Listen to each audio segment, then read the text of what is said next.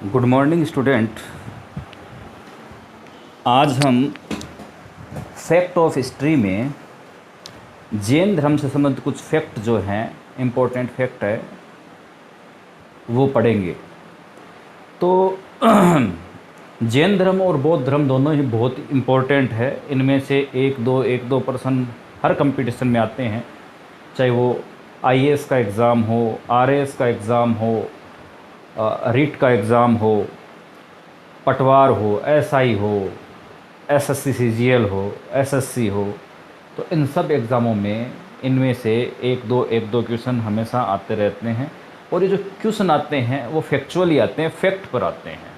तो फैक्ट अगर आपके क्लियर है तो आप ऑब्जेक्टिव टाइप के क्वेश्चन को छोड़कर नहीं आओ। लेकिन ध्यान रखिएगा, आप ये देखेंगे कि आपने फैक्ट को एक बार पढ़ लिया, अब आपको लगता है कि एक बार फैक्ट पढ़ लिया तो आप क्वेश्चन आएगा इन्हीं फैक्ट में से। कन्फर्म मैं बता रहा हूँ, यदि जैन और बौद्ध में से क्वेश्चन आता है तो जो फैक्ट मैं बता रहा हूँ इन्हीं फैक्ट में से आपके क्वेश्चन पड़ेगा। बट यदि आप फैक्ट को बिल्कुल क्लियर करेंगे, एकदम क्लियर कर लेंगे, तो आप उस क्वेश्चन को लगा पाएंगे। जैसे यूपीएससी के जो स्टूडेंट्स हैं उनका ये कहना होता है कि सर फैक्ट पढ़ा ऐसे कैसा, ऐसा नहीं है। यूपीएससी की तैयारी करते हैं तो फैक्ट को भी बिल्कुल क्लियर करो, है ये होता है या नहीं होता है, क्या होता है। जैसे फैक्ट है वैसे के वैसे आपके अगर बिल्कुल क्लियर है, एकदम क्रिस्टल क्लियर है, तो आपका क्वेश्चन कहीं नहीं जाने वाला। आप क्वेश्चन 100% सही टिक करके आओगे, बिल्कुल 100% आप सही टिक करके आओगे। चाहे कोई भी कंपटीशन का एग्ज़ाम हो जिसमें जैन और बौद्ध है, अगर इन फैक्ट को एकदम क्लियर कर लिया तो आपका क्वेश्चन गलत नहीं होने वाला है। लेकिन क्लियर होना बहुत ज़रूरी है। ऐसे एक बार आपने पढ़ लिया या सुन लिया और फिर आप चले गए, ऐसा नहीं होगा, एकदम क्लियर होना चाहिए। तो अभी देखो, जैन धर्म में अभी मैं पहला फैक्ट आपको बता रहा हूँ। जैन परंपरा के अनुसार उनके धर्म में 24 तीर्थंकर हुए, ठीक है ना। तो जैन परंपरा के अनुसार उनके धर्म में 24 तीर्थंकर हुए हैं, ठीक है ना। 24 तीर्थंकर हुए हैं, जिनमें ऋषभदेव प्रथम है, पार्श्वदेव 23वें नंबर पर आते हैं और महावीर स्वामी 24वें तीर्थंकर है, जो लास्ट है। तो यहाँ पर आपको ये बिल्कुल क्लियर होना चाहिए कि जैन परंपरा के अनुसार उनके धर्म में 24 तीर्थंकर है। ये एकदम क्लियर होना चाहिए, 24 तीर्थंकर है, ठीक है ना। 24 तीर्थंकर है। उनमें से ऋषभदेव है वो प्रथम तीर्थंकर है, पार्श्वदेव है वो 23वें तीर्थंकर है, और अंतिम तीर्थंकर भी आपसे पूछ सकते हैं या 24वें तीर्थंकर कौन है या अंतिम तीर्थंकर कौन है, तो महावीर स्वामी अंतिम तीर्थंकर है। तो ये जो फैक्ट अभी मैंने बताया, ये फैक्ट ऐसे आपके क्लियर होना चाहिए। अगर आपके क्वेश्चन ऐसे आ जाए, 1 2 3 व्याख्या दे दे आपके, तो उसमें कहीं तीर्थंकर थे, नहीं थे, या फिर पार्श्वनाथ जो है 22वें तीर्थंकर थे, ऐसा उसमें ऑप्शन में दिया हुआ आ जाए और आप उसको टिक कर दो कि हाँ जी पार्श्वनाथ तीर्थंकर तो थे जैन धर्म के, अब 23 की जगह आपने 22 लिख दिया, या फिर लिख दिया ऋषभदेव जो है वो 23वें तीर्थंकर थे, तो ये ऐसे कुछ गड़बड़ उसमें घुमा फिरा कर आ जाता है। और आप फिर कहते हैं कि सर हमने तो आपने जैसे कहा था वैसे हमने क्लियर किया था, फिर भी हमारा गलत हुआ। तो आपने जो फैक्ट है उसको बिल्कुल क्लियर कीजिए, क्रिस्टल क्लियर कीजिए। फैक्ट अगर बिल्कुल क्लियर है, जो फैक्ट मैं बता रहा हूँ ज़्यादा फैक्ट की जरूरत नहीं, ये इतने फैक्ट भी अगर एकदम क्लियर होगा तो आप इनको जॉइंट करके दूसरी साइड में लेकर भी आप इससे क्वेश्चन अपना लगा सकते हैं। बस फैक्ट को बिल्कुल क्लियर, ठंडे दिमाग से एकदम क्लियर करके रखो। चाहे आपके एग्ज़ाम 5 दिन में, 2 दिन में होने वाले हो, चाहे 10 दिन में, 20 दिन में, 1 महीने में, 2 महीने में होने वाले हो, घबराओ मत, कॉन्फिडेंट रहो। बस कोई भी चीज़ पढ़ो तो वो बिल्कुल क्रिस्टल क्लियर होना चाहिए, एकदम क्लियर कर लो। ऐसा कुछ नहीं है कि ज़्यादा पढ़ेंगे, इसको भी पढ़ लेंगे, उसको भी पढ़ लेंगे, उसको भी पढ़ लेंगे। अरे भाई कंफ्यूज मत हो भाई, जितना भी पढ़ो एकदम क्लियर पढ़ो। क्लियर पढ़ोगे ना तो वो सेम आएगा तो आप कर ही दोगे जैसा आपने पढ़ा है, लेकिन अगर उससे रिलेटेड भी कुछ भी आया तो भी आप कर दोगे अगर आपका क्लियर है तो, ठीक है ना। अब कहते हैं कि सर बहुत सारा पढ़ना पड़ता है, अरे बहुत सारा नहीं, जो भी पढ़ना है उसे सही ढंग से पढ़ो। अगर सक्सेस होना है तो जो भी आप पढ़ते हो वो क्रिस्टल क्लियर होना चाहिए, एकदम सही ढंग से उसको पढ़ना जरूरी है। अगर वो क्लियर नहीं है फिर आगे बढ़ते जा रहे हो, वो भी क्लियर नहीं है, उसको आगे बढ़ते जा रहे हो, यार भरते जा रहे हो यार, क्यों कचरा भर रहे हो? क्लियर करो ना कोई भी चीज़ को। वही बात है, बहुत सारी चीज़ें एक ही उसमें डालोगे तो केमिकल रिएक्शन नहीं जाता है कि रिएक्शन हो जाएगा। इसलिए क्लियर करते जाइए एक चीज़ की, वो क्लियर है। अभी ये क्लियर हुआ कि जैन परंपरा के अनुसार उनके धर्म में 24 तीर्थंकर हुए हैं, जिनमें श्री ऋषभदेव प्रथम है, पार्श्वनाथ 23rd पर है, मतलब 23वें, और महावीर स्वामी 24वें तीर्थंकर है, और ये अंतिम तीर्थंकर भी है। ऐसे एकदम क्लियर होना चाहिए, क्रिस्टल क्लियर। अब फिर जैन धर्म के जो तीर्थंकर है उनके नाम एवं कर्म दिए हुए हैं और प्रतीक चिन्ह दिए हुए हैं, ये ध्यान रखिएगा। यहाँ से क्वेश्चन यूपीएससी में पूछा जा चुका है, यूपीएससी में यहाँ से क्वेश्चन पूछा जा चुका है, मैं आपको बता दूं, हर एग्जाम में यहाँ से प्रश्न पूछते हैं, ठीक है। तो ऋषभदेव जो है उसको आदिनाथ भी कहते हैं। पहली बात, ऋषभदेव जो है वो एक तीर्थंकर है, प्रथम तीर्थंकर है, और उनको आदिनाथ भी कहते हैं, ध्यान रखिएगा। अब क्वेश्चन आदिनाथ से आ जाएगा, आदिनाथ प्रथम तीर्थंकर है, तो आप कह दोगे नहीं जी, आप नोट लगा दोगे, आप कहोगे ऋषभदेव थे प्रथम तीर्थंकर, तो वहाँ पर आप नोट लगा दोगे तो आपका क्वेश्चन गलत हो जाएगा। तो जो भी है एकदम क्रिस्टल क्लियर कीजिए। मुझे पता है आप लोग पढ़ते हैं कि सर हमने इतनी मेहनत की, वो किया ये, अरे भाई मेहनत करो, हार्ड वर्क करो, लेकिन डायरेक्शन बिल्कुल सही होनी चाहिए, और एकदम क्लियर मेहनत करो यार। क्या मतलब कोई को दिखाना थोड़ी है मैं इतने घंटे पढ़ रहा हूँ, मैं उतने घंटे पढ़ रहा हूँ, ये ऐसा नहीं करना है। आप जो भी करो क्लियर करो। अगर आप दिन में 5 घंटे भी पढ़ते हो, एकदम क्लियर करो यार उस चीज़ को। मैं ये नहीं कह रहा हूँ आप 5 घंटे पढ़ो, मत करो आप 10 घंटे 20 घंटे, जितना आप पढ़ सकते हो उतना पढ़ो, लेकिन क्लियर करो। ज़्यादा बर्डन डालते जाओगे तो कुछ नहीं होने वाला है, क्योंकि वहाँ पर जाकर आप कन्फ्यूज हो जाओगे और क्वेश्चन को सही नहीं लगा पाओगे, वो घुल जाएगा, सब कुछ मिल जाएगा, मिक्स हो जाएगा, क्या मतलब है। तो यार जितना ही पढ़ो एकदम क्लियर पढ़ो ना, क्योंकि अगर क्लियर पढ़ोगे, कोई जैसे आपको कै आता है तो आपसे कै से कमल भी आता है, कै से कृष्ण भी आता है, और उसी कै से आज आप कितना कुछ किताबें पढ़ पाते हैं, समझ पाते हैं। तो सोचिए, अगर आप कै को ऐसे ही जाने देते सही ढंग से, अगर उसको क्लियर नहीं करते, तो क्या इतनी बुक्स वगैरह आज आप पढ़ पाते क्या? इसलिए क्लियर करो भाई, जो भी चीज़ है उसको क्लियर करो। क्लियर हुआ तो फिर ये देखिएगा कि उस एक क्लियर होने से लाखों चीज़ें क्लियर हो जाएगी। अभी अपन विवेकानंद के बारे में आपको पता होगा कि विवेकानंद जी जो हैं वो एक किताब को एक बार में पढ़ते थे और पूरी किताब को याद कर लिया करते थे। अब कई तो कहते हैं कि सर ऐसा हो थोड़ी सकता है, या तो सर, तो अभी क्या है, पावर कट हो गया है, ठीक है, तो हमें थोड़ा सा वेट करना पड़ेगा। चलो, विवेकानंद जी के बारे में मैं कुछ आपको बता रहा था कि विवेकानंद जी तो थे, वो एक किताब को एक ही बार पढ़ते थे। बहुत मोटी मोटी किताबें थे, लाइब्रेरी से मंगाते थे, एक दिन में पूरी की पूरी किताबें पढ़ दिया करते थे, ठीक है। तो अब कुछ लोग हैं वो सोचते थे कि यार ये तो मतलब जो है ये दिखावा कर रहे हैं, क्या पढ़ता उनको याद थोड़ी होता होगा ऐसा। तो जब किसी ने उनसे जो किताब उनको उस दिन दी थी, उसके दूसरे दिन जब उस किताब में से उनको पूछा, लाइब्रेरियन ने जिसने दी थी, तो उन्होंने एकदम क्लियर बता दिया कि इस बुक के इस पेज नंबर पर ये जो लाइन है इसमें ये समझाया गया है, उसको क्लेरिफाई भी कर दिया उन्होंने। तो आप समझिए कि ऐसा कैसे हो गया, कोई जादू था क्या? अरे जादू जैसा कुछ नहीं होता है भाई, न जादू जैसा कुछ होता है, ऐसा कुछ नहीं होता है। ये सब जो है वो hard working, but hard working कैसी, स्मार्ट वर्किंग। आप किसी भी चीज़ को क्लियर करो, क्लियर करते से वो जुड़ती जाती है, और एक चेन बन जाती है, नॉलेज की एक चेन बन जाती है, और चेन बनने के बाद में जो नॉलेज है, जो आपका ज्ञान है, वो फ्लो करने लगता है। ज्ञान जो है वो आपको फ्लो करने लगता है। अभी देखो, अभी आपका जो है करंट नहीं आ रहा है, मतलब लाइट चली गई है, हम जैसे कहें, तो इसलिए तो कोई बात नहीं, हम कुछ चर्चा करते हैं।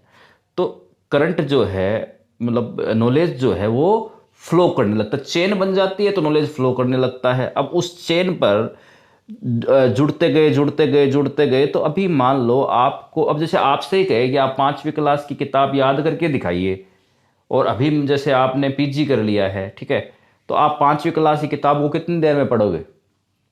अरे उसको क्लियर करने के लिए कितना करोगे आप? या तो उसको देखोगे नहीं, आप कैसे ही क्लियर है, वरना आप क्या करोगे, लो जी दो 1 घंटे दिया और आपको पूरा क्लियर है। इसका मतलब क्या है? 5वीं क्लास तक की चेन आपकी क्लियर हो चुकी थी, इसलिए। तो ऐसा ही विवेकानंद जी ने बहुत सारी चीजें एकदम क्लियर करके रखी है, क्लियर करके रखी तो वो चेन बनती है, तो ऑटोमेटिकली आप किसी बुक को आसानी से कम समय में पढ़ पाओगे। तो ये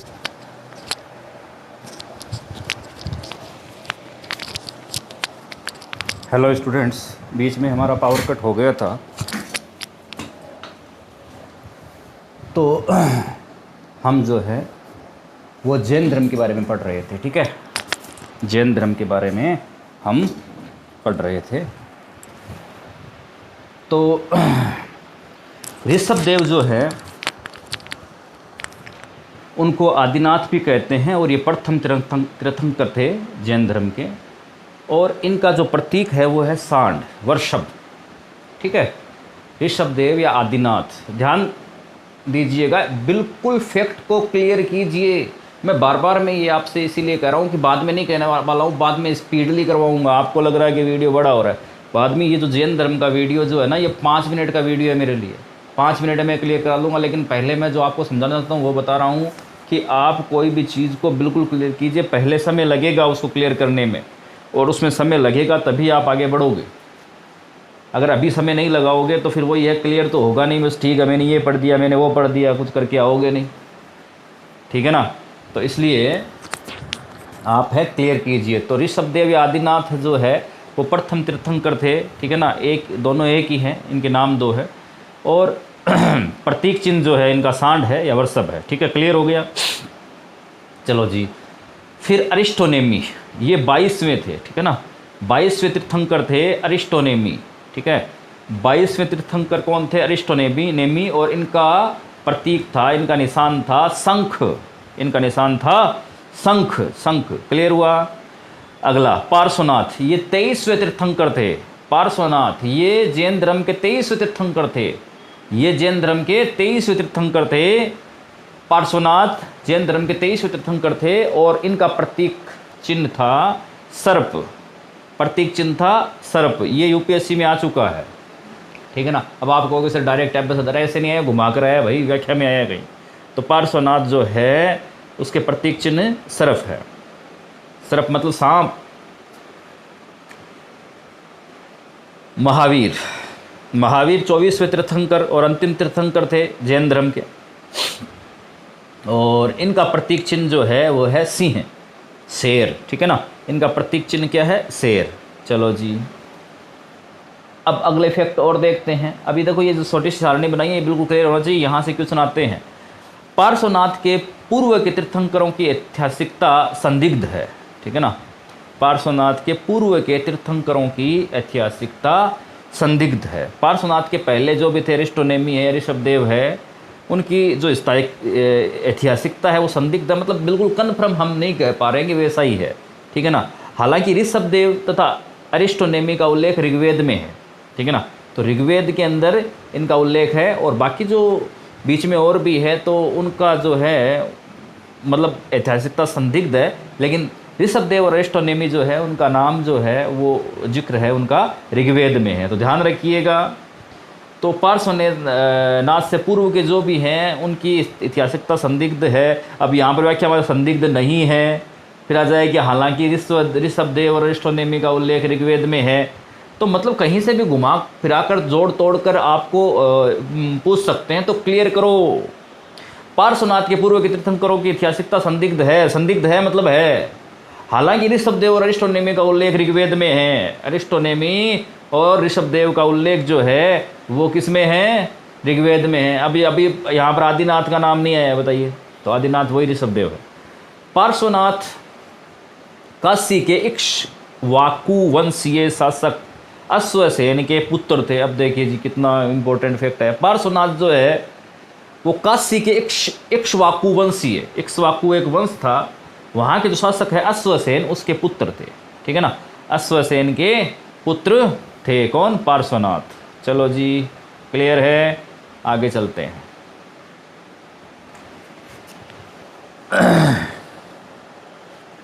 तो अश्वसेन के पुत्र जो हैं वो पार्श्वनाथ है। चलो अगला फैक्ट देखते हैं। वर्धमान महावीर स्वामी का जन्म 540 ईसा पूर्व में वैशाली के कुंड ग्राम में हुआ। ठीक है, वर्धमान महावीर स्वामी का जन्म 540 ईसा पूर्व में वैशाली के कुंड ग्राम में हुआ। उनके पिता सिद्धार्थ ज्ञात्रक कुल के प्रधान थे और माता त्रिशला लिच्छवी नरेश चेटक की बहन थी। देखो कितने इंपॉर्टेंट फैक्ट है, ठीक है ना। क्वेश्चन पूछते रहते हैं। वर्धमान महावीर का जन्म 540 ईसा पूर्व में, वर्धमान महावीर का जन्म 540 ईसा पूर्व में वैशाली के कुंड ग्राम में हुआ। कहाँ हुआ? वैशाली के कुंड ग्राम में हुआ। उनके पिता सिद्धार्थ, ध्यान रखिएगा, उनके पिता का नाम सिद्धार्थ था। ज्ञात्रक कुल के प्रधान थे। वो क्या थे? ज्ञात्रक कुल के प्रधान थे। और माता त्रिशला लिच्छवी नरेश चेटक की बहन थी। और माता त्रिशला जो है, ये प्रश्न बहुत इंपॉर्टेंट है, ध्यान रखिए। माता का नाम त्रिशला था और लिच्छवी नरेश चेटक की बहन थी। ठीक है ना। जो वर्धमान की माताजी हैं, महावीर की माताजी हैं, वो लिच्छवी नरेश चेटक की बहन थी। ठीक है ना। अगला फैक्ट देखिए। महावीर की पत्नी का नाम यशोदा, पुत्र का नाम अणोजा प्रियदर्शना था। ठीक है, महावीर की पत्नी का नाम यशोदा, पुत्री का नाम अणोजा प्रियदर्शना था। ठीक है ना। अणोजा प्रियदर्शना इंपॉर्टेंट है, क्लियर करो इसे। महावीर की पत्नी का नाम यशोदा, पुत्री का नाम अणोजा प्रियदर्शना था। अणोजा प्रियदर्शना था। महावीर की पत्नी का नाम अणोजा प्रियदर्शना था। महावीर के बड़े भाई का नाम नंदीवर्मन था। महावीर के बड़े भाई का नाम क्या था? नंदीवर्मन। महावीर के बड़े भाई का नाम क्या था? नंदीवर्मन। महावीर के बड़े भाई का नाम क्या था? नंदीवर्मन। ठीक है, महावीर के बड़े भाई का नाम क्या था? नंदीवर्मन। ओके, आगे चलते हैं।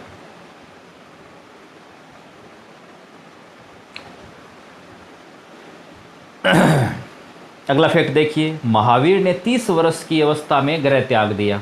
ठीक है ना। देखो 29 वर्ष की में तो बौद्ध धर्म महात्मा बुद्ध ने त्यागा था, इन्होंने 30 वर्ष की उम्र में। ठीक है ना। तो महावीर ने 30 वर्ष की अवस्था में गृह त्याग दिया, क्लियर करो। और 12 वर्षों की कठिन तपस्या के बाद, 12 वर्षों की कठिन तपस्या इन्होंने की थी महावीर स्वामी ने, के बाद में जृंभिक ग्राम, ठीक है ना, जृंभिक ग्राम के समीप रिज्जुपालिका नदी के तट पर, ध्यान रखिएगा, ठीक है ना, ध्यान रखिएगा, 12 वर्षों की कठिन तपस्या के बाद में जृंभिक ग्राम के समीप रिज्जुपालिका नदी के तट पर साल वृक्ष के नीचे उन्हें केवल्य की प्राप्ति हुई। केवल्य वो ज्ञान है, ठीक है ना, केवल्य की प्राप्ति हुई। तो दोबारा इसको सुन लीजिए। महावीर ने 30 वर्षों की अवस्था में गृह त्याग 30 वर्ष की अवस्था में गृह त्याग दिया था। 12 वर्षों की कठिन तपस्या के बाद जंबिक ग्राम के समीप रिज्जुपालिका नदी के तट पर साल वृक्ष के नीचे उन्हें केवल्य की प्राप्ति हुई, मतलब ज्ञान की प्राप्ति हुई। ठीक है ना। चलो अगला फैक्ट देखो। ज्ञान की प्राप्ति के बाद महावीर केवलीन कहलाए। क्या कहलाए? केवलीन।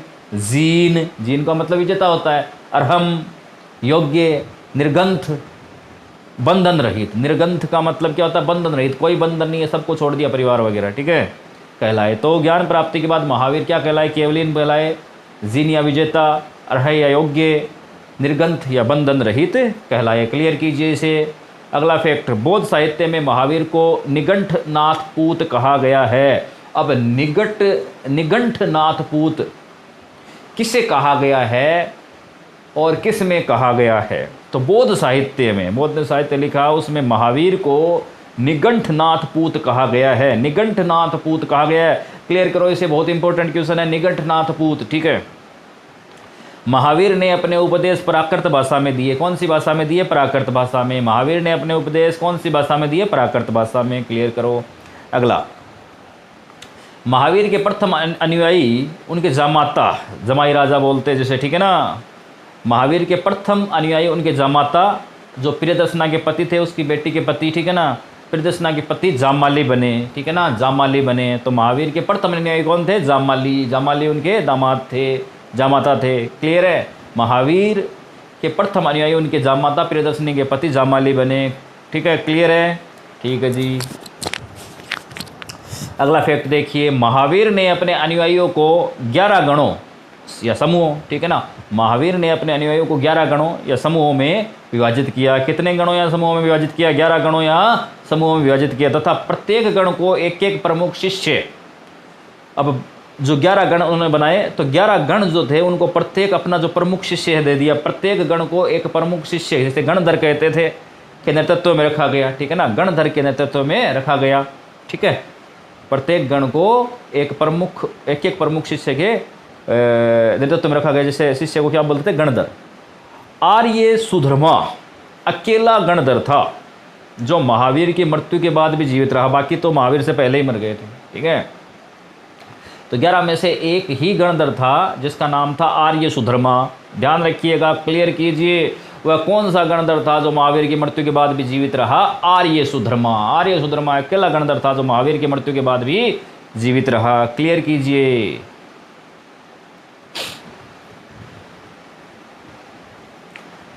अगला फैक्ट देखिए, एक परंपरा के अनुसार महावीर के निर्वाण के 200 वर्षों बाद मगध में भारी अकाल पड़ा, ठीक है ना। फिर प्राण बचाने बहुत से जैन भद्रबाहु के नेतृत्व में, ठीक है ना, फिर प्राण बचाने बहुत से जैन भद्रबाहु के नेतृत्व में दक्षिण चले गए। ये दक्षिणी जैन दिगंबर कहलाए, और जो स्थूलभद्र के नेतृत्व में मगध में ही रह गए वो श्वेतंबर जैन कहलाए। तो देखो, इसको क्लियर करो।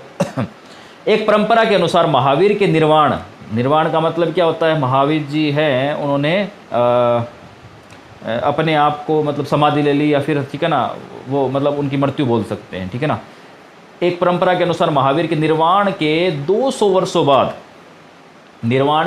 वर्षों बाद मगध में भारी अकाल पड़ा। मगध में बहुत बड़ा अकाल पड़ गया, भूख हो गई। तो फिर प्राण बचाने बहुत से जो जैन लोग हैं, वो प्राण बचाने के लिए भद्रबाहु के नेतृत्व में, भद्रबाहु ने नेतृत्व किया, भद्रबाहु के नेतृत्व में दक्षिण चले गए, दक्षिणी भारत में चले गए, ठीक है, दक्षिण भारत चले गए। ये दक्षिणी जैन जो दक्षिण भारत में चले गए थे भद्रबाहु के साथ में, इनको दिगंबर जैन कहा। क्या कहा? दिगंबर जैन। आगे जाकर ये दिगंबर जैन कहलाए। और जो स्थूलभद्र के नेतृत्व में मगध में ही रह गए, श्वेतांबर कहलाए, ठीक है ना। और जो स्थूलभद्र के नेतृत्व में मगध में ही रह गए, श्वेतांबर कहलाए। क्लियर है? चलो जी, अगला करो। श्वेतांबर परंपरा के अनुसार 19वें तीर्थंकर मल्लीनाथ स्त्री है। अब देखिए, श्वेतांबर जो है वो क्या कहते हैं कि मल्लीनाथ जो है, जो 19वें तीर्थंकर है, वो जो उनका नाम मल्लीनाथ है, वो स्त्री है, जबकि दिगंबर इन्हें पुरुष मानते हैं। ध्यान रखिएगा, बहुत ही इंपॉर्टेंट केस है ये, ध्यान रखिएगा, बहुत इंपॉर्टेंट फैक्ट है ये। श्वेतांबर परंपरा के अनुसार 19वें तीर्थंकर मल्लीनाथ स्त्री हैं, जबकि दिगंबर इन्हें पुरुष मानते हैं। चलो जी, अगला फैक्ट देखिए। प्रथम जैन संगीति पाटलिपुत्र में स्थूलभद्र की अध्यक्षता में संपन्न हुई। प्रथम जैन संगीति पाटलिपुत्र में स्थूलभद्र की अध्यक्षता में संपन्न हुई। प्रथम जैन संगीति जो है वो पाटलिपुत्र में हुई, स्थूलभद्र की अध्यक्षता में संपन्न हुई, साउथ में, ठीक है ना। साउथ में तो ये बाद में चला गया था। तो प्रथम जैन संगीति जो है पाटलिपुत्र में, जो बिहार में है, जिसे आज पटना कहते हैं, में स्थूलभद्र की अध्यक्षता में संपन्न हुई थी, ठीक है। एक अन्य जैन संगीति गुजरात के वल्लभी नामक स्थान पर देवर्धि क्षमा श्रवण की अध्यक्षता में 6ठी शताब्दी में संपादित हुई। इसी सम्मेलन में प्राकृत भाषा में जैन ग्रंथ का संकलन हुआ। ध्यान रखिएगा, बहुत ही इंपॉर्टेंट फैक्ट है। एक अन्य जैन संगीति, यहाँ से क्वेश्चन बनेगा यूपीएससी में, ध्यान रखिएगा। एक अन्य यूपीएससी आरपीएससी में ध्यान रखिए, एक अन्य जैन संगीति गुजरात के वल्लभी नामक स्थान पर, एक अन्य जैन संगीति गुजरात के वल्लभी नामक स्थान पर देवर्धि क्षमा श्रवण की अध्यक्षता में 6ठी शताब्दी में संपादित हुई। कब हुई? 6ठी शताब्दी में। इसी सम्मेलन में प्राकृत भाषा में जैन ग्रंथों का संकलन हुआ। अब प्राकृत भाषा में जैन ग्रंथों का संकलन कब हुआ? ठीक है, 6ठी शताब्दी में। किसकी अध्यक्षता? देवर्धि क्षमा श्रवण, ठीक है ना। तो इस सम्मेलन में प्राकृत भाषा में जैन ग्रंथों का संकलन हुआ। देखो, इसको घुमा फिरा कर तोड़ मोड़ कैसे पूछ सकते हैं। अगला फैक्ट देखिए, जैन धर्म का प्राचीनतम साहित्य पूर्व कहलाता है। जैन धर्म का जो प्राचीनतम साहित्य है वो पूर्व कहलाता है, जिसकी संख्या 14 थी, ठीक है ना। पूर्व जो है उसकी संख्या कितनी थी? 14 थी। कालांतर में इसका संकलन आगम के रूप में हुआ। कालांतर में इसका जो संकलन है जैन धर्म का वो आगम के रूप में हुआ, जिसकी संख्या 46 है, जिसकी संख्या 46 है। तो जैन धर्म का प्राचीनतम साहित्य पुरु कहलाता है, जिसकी संख्या 14 थी। कालांतर में इसका संकलन आगम के रूप में हुआ, जिसकी संख्या 46 है। चलो जी नेक्स्ट फैक्ट देखते हैं।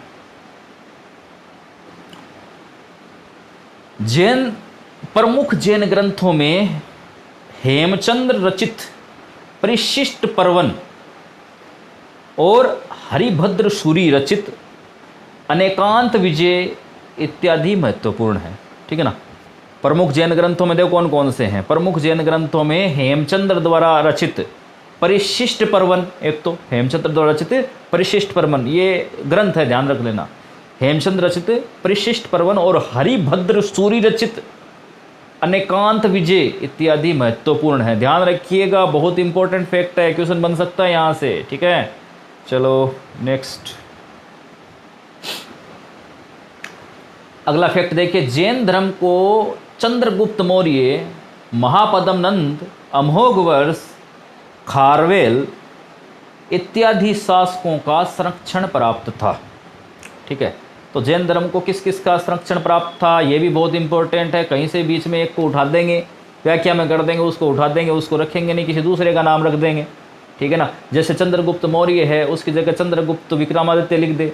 ठीक है ना। जैन धर्म को चंद्रगुप्त विक्रमादित्य, या उसमें अशोक मौर्य लिख दे। ठीक है, तो यहाँ कर कैसे भी कन्फ्यूजन कर सकते हैं। तो चंद्र क्लियर करो, जैन धर्म को चंद्रगुप्त मौर्य का, महापद्म नंद का, अमोघवर्ष का, खारवेल इत्यादि शासकों का संरक्षण प्राप्त था। इत्यादि शासकों का संरक्षण प्राप्त था। अगला फैक्ट देखिए। 468 ईसा पूर्व में राजगीर के समीप पावापुरी में 468 ईसा पूर्व में राजगीर के समीप पावापुरी में मल राजा सरस्तीपाल